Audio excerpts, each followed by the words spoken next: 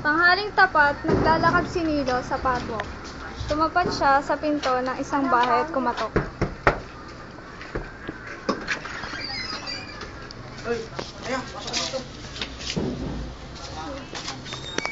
Game off.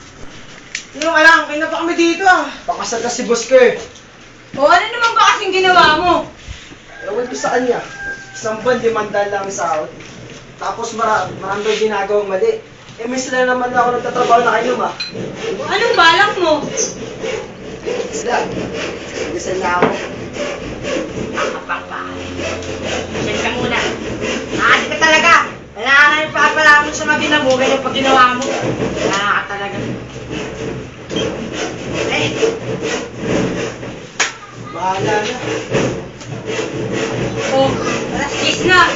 Uwi na ako. Magagalit pa si Darling. Alright, uwi na ako. Sige, bukas na lang ha.